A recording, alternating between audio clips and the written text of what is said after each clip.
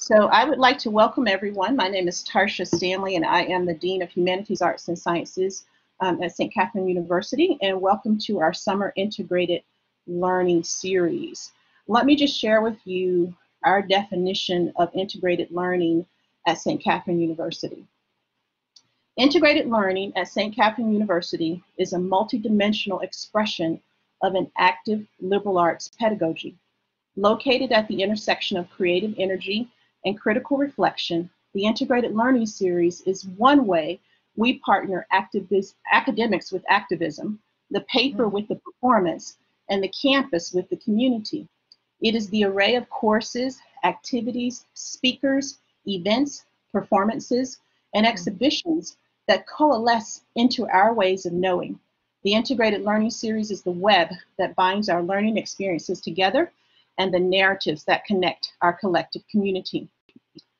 I'd like to welcome you to the Summer Integrated Learning Series. This is a pilot that we're doing, really trying to connect our community around the events that have been happening in our world. I am so pleased to introduce to you Dr. Alma Billingslea, who is a professor emerita at Spelman College. Now, some of you know I came from Spelman College, so yes, I do know Dr. Billingslea. As a matter of fact, she is my mentor. We shared, my office was next to hers, and so she was instrumental in helping me understand what it meant to be a professor, what it meant to be a researcher, and she was president of the Toni Morrison Society, and I often tell the story, Jean, that I couldn't let you be president of the Toni Morrison Society, and I get to be president of the Octavia Butler, right? Absolutely.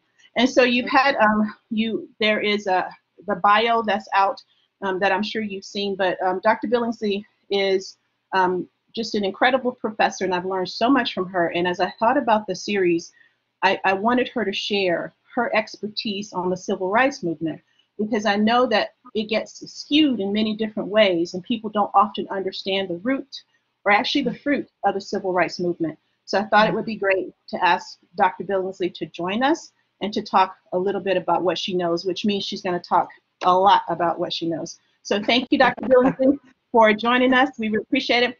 Please type your questions into the chat as Dr. Billingslea is speaking, and again, after her presentation, which will be about 20-25 minutes or so.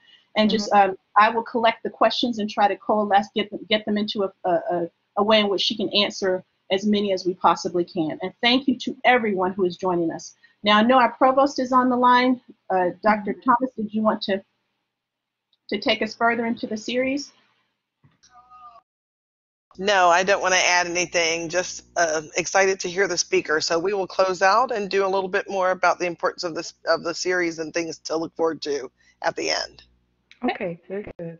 Thank you, Dr. Billingslea. You have the Yes, well, thank you. Thank you so much. And it really is an honor to be invited to be the first speaker for this series. And I'm also pleased and grateful for the opportunity to provide what I hope is a useful perspective on the civil rights movement. One of the reasons I think it's important to talk about it is because it was a movement, and it was a moment, a historical moment of pivotal importance in the United States. What I'll be talking about is the U.S. civil rights movement, resistance and strategic nonviolence, bracketed by the years 1954 to 1965. And at the end of the question and answer period, I can explain that a bit more. That particular period is sometimes referred to as the Southern Civil Rights Movement. It's referred to as the modern civil rights movement, sometimes the classical civil rights movement. But one of the reasons it is so important is because, and to understand it, is because it did in many ways transform the country.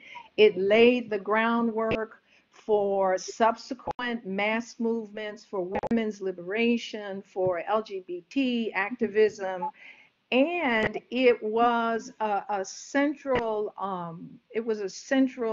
agent for what was happening internationally and especially throughout Europe. And so it was the U.S. civil rights movement that helped to usher in what has now been sometimes referred to as that turbulent decade of the transatlantic 1960s. So before we begin, I think we can just briefly and usefully define the civil rights movement as a series of nonviolent campaigns that were organized to reverse the legacy of slavery and discrimination in the United States. And as I kind of go through this, and it will be a brief sort of overview, I'm hoping to do four things.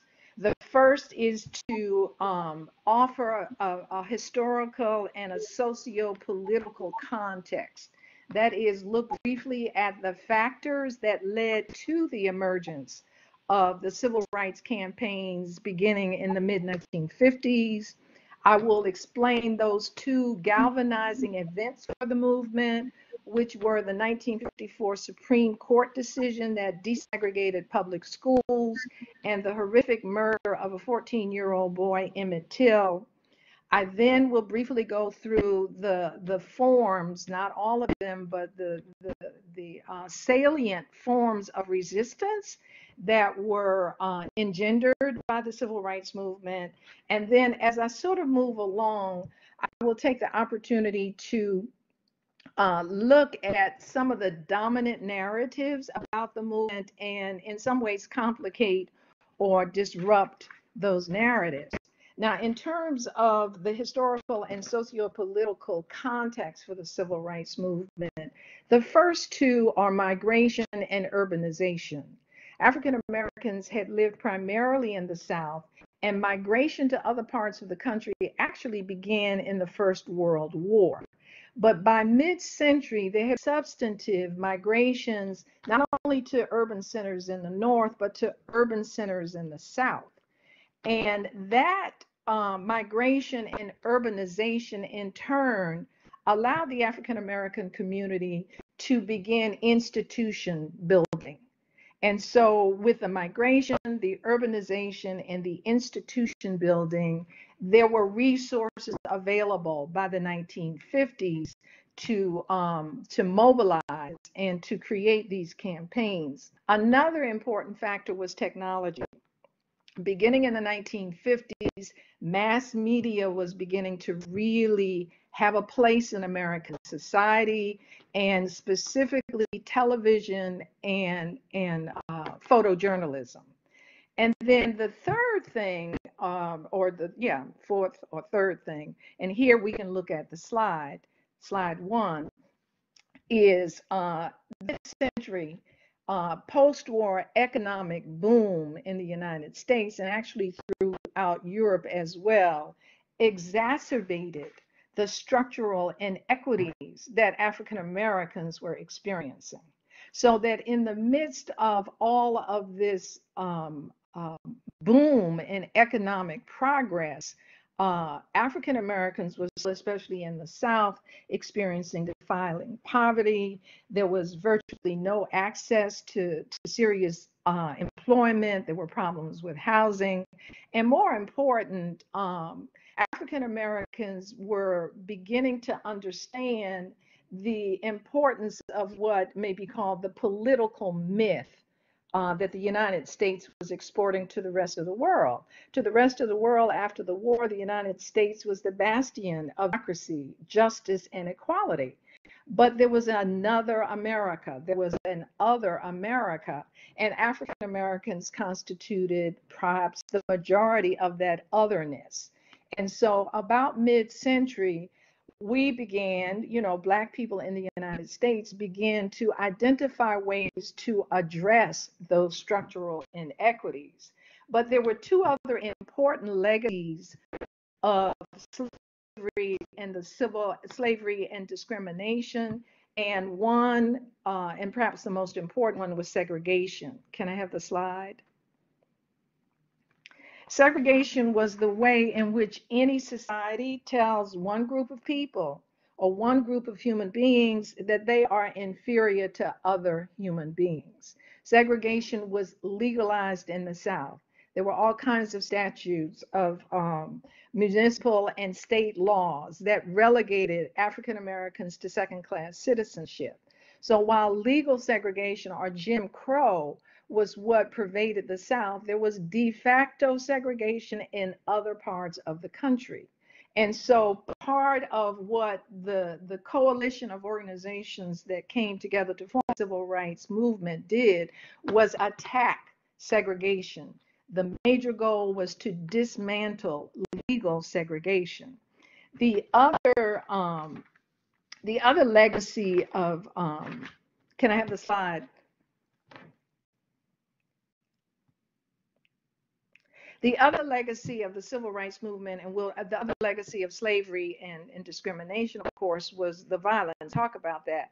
But segregation in education was particularly destructive to the African American community. And while, legally, in the South, segregation was to create separate but equal facilities, as we can see here with the image of the white school and the image of the black school, separate in no instances were equal. They were always separate but unequal. Next slide. The other major concern for African Americans mid-century, in addition to segregation, was the legacy of vigilante violence and domestic terrorism. There were innumerable instances of race massacres, of lynchings. The summer of 1919 was called Red Summer because there were so many riots, there were so many lynchings. African American soldiers had returned from the First World War, and in the South, many of them were lynched in their uniforms.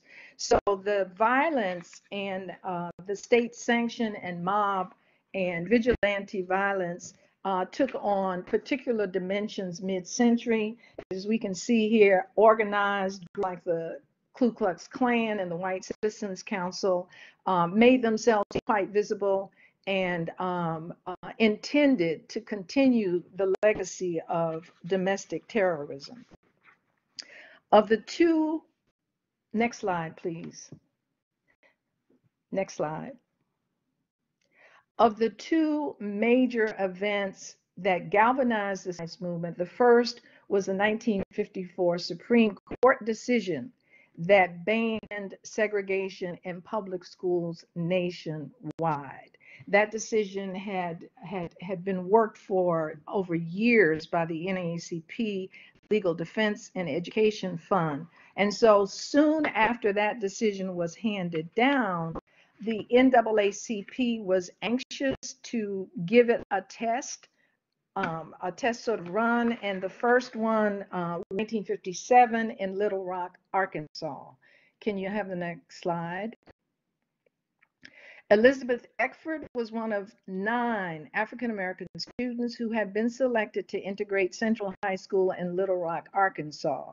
Because her family did not have a telephone, she was not aware that there had been a change in where the students would meet for that first morning, so she went to school on her own. And when she got there, she was blocked from entering by the Arkansas National Guard. She recounts that when she could not enter the school, she knew she would have to return home. And so she turned around and began to walk back to the bus stop. But as you can see on the right, she was harassed and heckled and barely was able to escape physical violence by a group of white mothers. And so the Little Rock, Arkansas was the first test for school desegregation, and there were subsequent events throughout the country. But this was one, and again, talking about the role of technology in mass media, this was the one that garnered national attention. Eventually, those students, the National Guard, President Eisenhower had to send the National Guard in to force the governor to allow those students to enter. The second galvanizing event, slide please, was the murder of 14-year-old Emmett Till, a Chicago boy who had gone to visit relatives in small town Money, Mississippi. As the story goes, he went to a convenience store. When they left the store, supposedly he said something untoward, made a remark. to the white store clerk, Carolyn Bryant, I think. And within 24 hours, Emmett Till had been abducted from his home, murdered, his body tied to several electric fans and dumped into the Tallahatchie River. Now, unfortunately, that was not terribly unusual for Mississippi in the mid-50s. President Lyndon Johnson at one point said, there's America, there's the South, and then there's Mississippi. But what was unusual about the murder of Emmett Till was that his mother, Mamie Till, brought her son's body back to Chicago, and she had an open casket funeral so that thousands of people were able to see how her child had been murdered and mutilated. And Emmett Till not only garnered national attention and in some quarters international attention, but it affected the African American community in extraordinary ways. Of the many reasons that Rosa Parks has given for why she decided not to give up her seat in 1955, and it was just 3 months after Emmett Till had been murdered. One of the reasons, she said almost immediately, was that when she was required to give up her seat, she thought about Emmett Till and decided that she would not do it. Next slide. And as you can see, Rosa Parks was 42 years old. She subsequently lost her job and, of course, had to move. But she said that she was not so much physically tired. In the end of this quote, she said, I was tired of Jim Crow laws, of legally enforced racial segregation. And so after 381 days of a unified Black population in Montgomery, Alabama, next slide, the buses were finally integrated. And Rosa Parks on December 20th was able to celebrate with the rest of the city the end of segregation in Montgomery. But one of the things I want to mention here, especially in terms of dominant narratives of the movement and the role of mass media, is that our sense is that this was a first. But actually, there was a successful bus boycott in 1953, 2 years before Rosa Parks, in Baton Rouge, Louisiana. Now, the degree to which media and technology frames our understanding of the movement, I think, is a really, really exciting area of research, but one that still is in its infancy. So after the success of the Montgomery bus boycott, beginning late 50s, early 1960s, there was a coalition of organizations formed called the Big Six now. Next slide. Scholars and historians refer to it as the Big Six now. I'm not sure that they call themselves that. But as you can see here, in the conference room of the Southern Christian Leadership Conference, you have the leaders and the representatives of the major organizations that came together to engender the campaigns that we now call the Civil Rights Movement. The first was the NAACP, which provided all of the legal assistance for the Brown Supreme Court decision. That was formed in 1909 with W.E.B. Du Bois and a number of other scholars and activists. A year later, National Urban League was formed, and that was to assist with employment, particularly in cities. The Brotherhood of Sleeping Car Porters, headed by A. Philip Randolph, was the first Black union in the United States.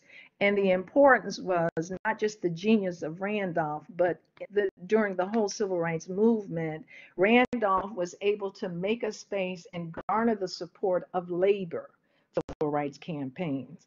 The Congress of Racial Equality had been a pacifist organization called the Fellowship of Racial Equality, but they had been doing work in terms of civil rights and Black protests since the 40s. The Southern Christian Leadership Conference was a latecomer formed by Martin Luther King and a host of other ministers in 1957, and they constituted fundamentally the political arm of the Black church nationwide.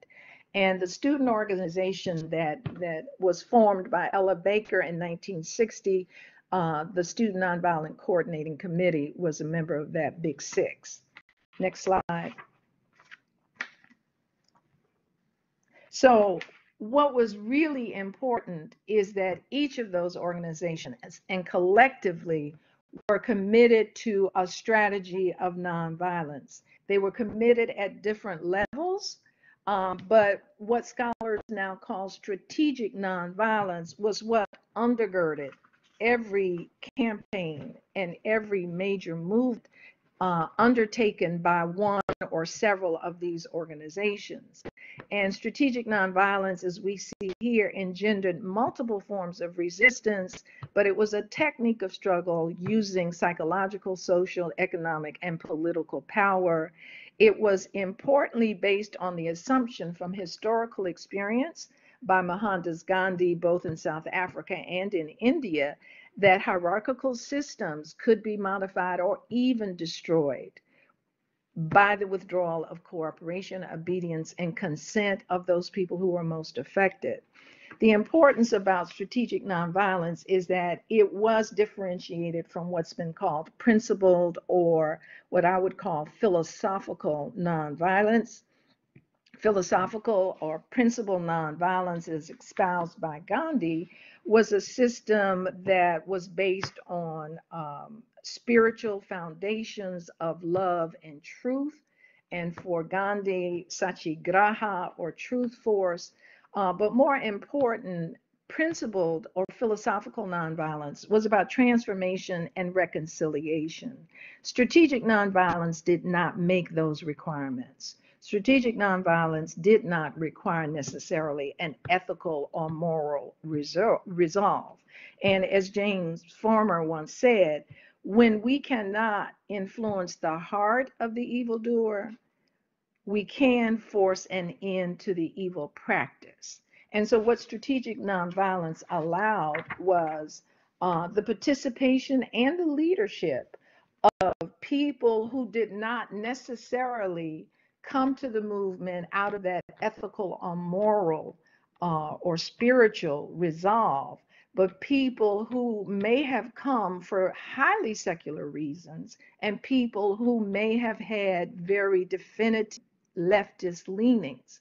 So it was important to understand the complexity of nonviolence, especially during the 60s, because different organizations managed it in different ways. Next slide. One of the other enduring myths about the civil rights movement, and it's not so much that it's inaccurate, it's just that it needs to be complicated, and that it was male dominated. And as we could see from that picture, men did run those organizations, but there were women who made extraordinary contributions. Ella Baker was the first executive director of the Southern Christian Leadership Conference. It was under her leadership that the Student Nonviolent Coordinating Committee was formed. Next slide. The three women in the center here, Dorothy Cotton, Septima Clark, and Amelia Boynton, were central.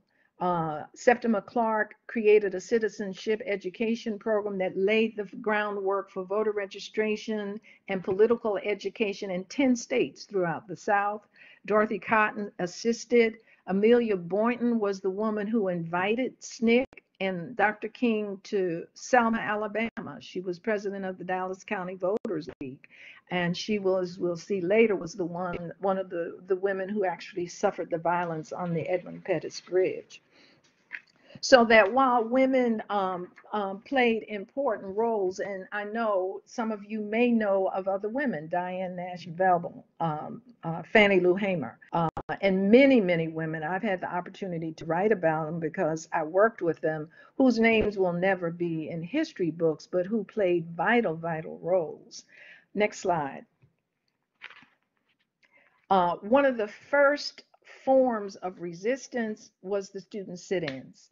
In February 1964, 5 students sat in at a lunch counter in Greensboro, North Carolina, and the sit-in movement spread like wildfire. It moved to Nashville, Tennessee, Savannah, almost all of the major southern cities, and it really galvanized students from all over the country and laid the groundwork for what would be really important student movements in just a couple of years.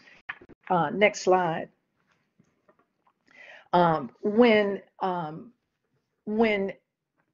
retail chains in the South refused admittance to African Americans to sit at lunch counters, they would not necessarily have those same regulations in northern cities. And this is one of the instances of economic power being used to as a form of resistance.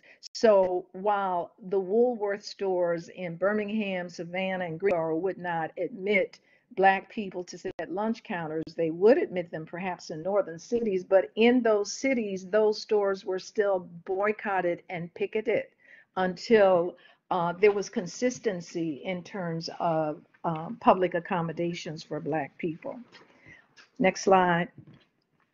After the 1960s sit-in, there was a resurgence of the freedom rides that had begun by CORE. Actually, the first freedom ride was in 1947. There were two buses, a Greyhound bus and a Trail Race bus, that started from Washington, D.C. with the intent to ride through southern states and reach New Orleans in order to test the laws for desegregating interstate transportation and bus terminals. The Freedom Riders ran into difficulty the minute they reached southern states, but when they reached Anniston, Alabama, the bus was bombed. Most of the riders, there were only 13 of them, were able to disembark, but they were attacked by a mob while the Alabama state troopers stood around and watched. Next slide. In order to continue the freedom rides, federal troops, national troops, had to be sent to protect them. But even then, when they got to Jackson, Mississippi, when they disembarked, they were told that they could, leave the bus peacefully. But again, they were attacked brutally by a mob and sent to prison, Parchman Prison, one of the worst prisons in the country. Next slide. A culminating event after the sit-ins and after the freedom rides was the 1963 March on Washington. All of the Big Six organizations participated. It in some ways came as a culmination of the success of the Birmingham campaign. The importance is that between 200 and 250,000 people converged onto Washington, D.C. An interracial group, both Black and white people, showed up. There were speeches, and we know now that the I Have a Dream speech of Martin Luther King, even though there were brilliant speeches by many other people, was framed by the mass media as the most important speech from that event. The importance is that 250,000 people came into Washington, D.C., 250,000 people left at the end of the day, and there was not a single incident that required any sort of police intervention. So it was an extraordinary demonstration of the power of nonviolence and the power of coalition organizing. The response, next slide, was 2 weeks after the March on Washington. 6 children were murdered in Birmingham. 4 young girls were killed in a church bombing, but 2 Black boys were killed later the same afternoon. Johnny Robinson was shot and killed by Birmingham police because they said he was throwing rocks. And Virgil Ware was shot and killed by a young segregationist who had just left a Klan meeting. Now, again, with regard to mass media and how the civil rights movement has been framed and presented, almost every reference to the murder of children in Birmingham focuses on just the 4 girls. Why the murder of 6 children is never actually communicated, I'm not sure, but it's important to understand that that's an important dimension of how the movement had been framed, the violence in the movement framed, and the need to present accurate information to disrupt those narratives. Next slide.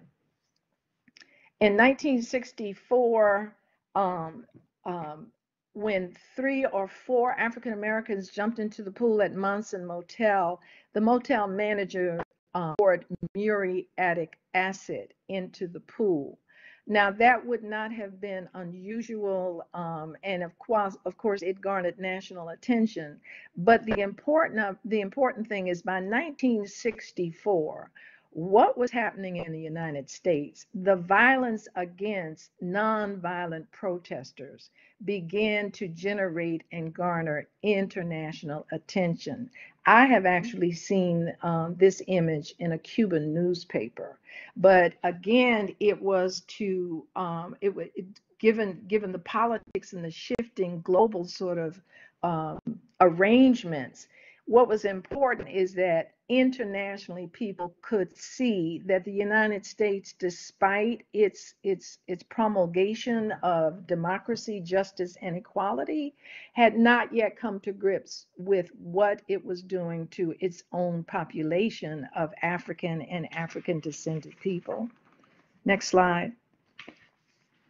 It was the events of March 6th or 7th, I think, in 1965 on the Edmund Pettus Bridge, however, that brought together all of the, it seems to me, the strains of what mass media was able to do, what mass media was intending to do in relation to the movement and in relation to state sanctioned and state organized violence against non-violent protesters.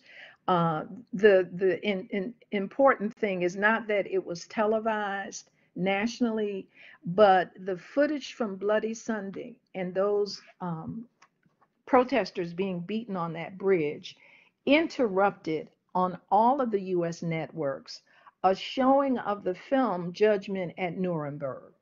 And for those of you who may know anything about that film, it's an incredible film about the horrors of Nazi Germany. And so while U.S. audiences were in the midst of watching the horrors of what had happened elsewhere, the televised footage of the violence on the Edmund Pettus Bridge was inserted into that. And so based on that, next slide, based on what the U.S. public was able to see and the context in which that footage was used, Selma then became a gathering point. There was an extraordinary effort and a successful effort to organize a march from Selma to Montgomery in order to highlight the brutality of Alabama policemen, and in order to show the degree to which nonviolence and nonviolent protesters were beaten and brutalized. Next slide. The other important dimension of the Selma campaign and the Selma to Montgomery March is that there were deaths, there were losses. The initial march had been organized around the death of Jimmy Lee Jackson, a veteran who was at a mass meeting in Marion, Alabama. Alabama state troopers came in, disrupted the meeting, started to brutalize those in attendance. This young man went to protect his grandfather and was killed by an Alabama state trooper. Viola Liuzzo was killed during the actual preparation of the march itself. She was a housewife from, I believe, Michigan, and she was killed by a sniper while she was transporting people back and forth. The Reverend James Reeb was a Unitarian minister from Boston who was beaten by a mob of white vigilantes and was unable to get to the hospital in Birmingham in time enough, so he perished. Jonathan Daniels was a seminarian from Boston as well, who was killed a week after the voting rights legislation had passed.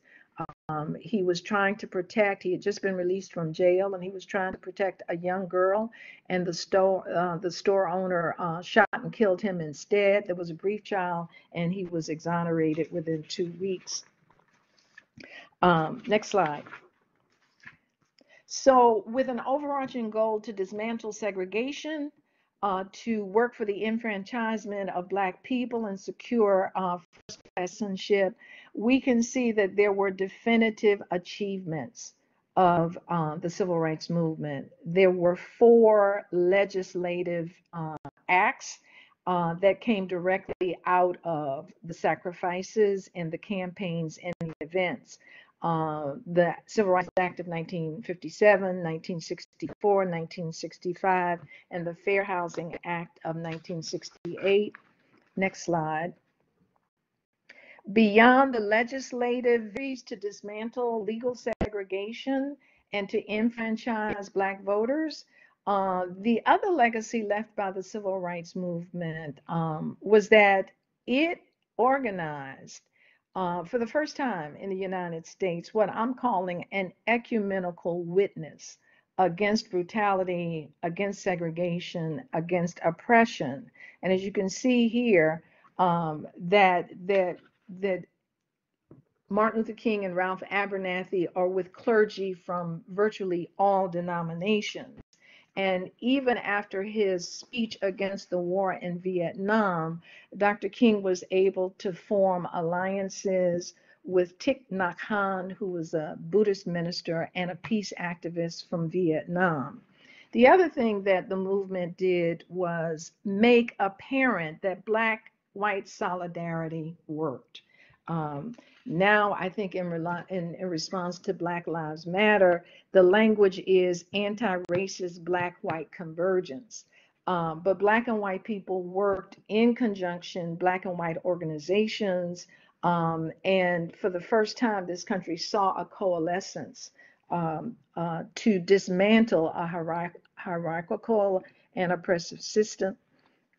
The international inspiration almost immediately began in Northern Ireland, where there was an organization formed on the basis of how the Southern Christian leadership had been formed. It was a Northern Ireland Civil Rights Association.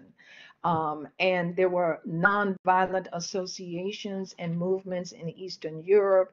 And of course, most recently, the Arab Spring was able to translate the fundamental principles of strategic nonviolence for the convergence of the thousands of demonstrations in Tahrir Square. Their translation was, rather than nonviolence, they said peace. And so there was a definitive legacy for the movement beyond what it had accomplished in terms of legislative victories. Last slide. And of course, the main thing about strategic nonviolence, as well as principled and philosophical nonviolence, is number one, people have to be trained. And number two, people have to be willing and commit to the possibility of sacrifice, loss, and even death. And there were many sacrifices during the movement. In training, people had to be made aware, and sometimes, you know, made written commitments that they were willing to take those risks.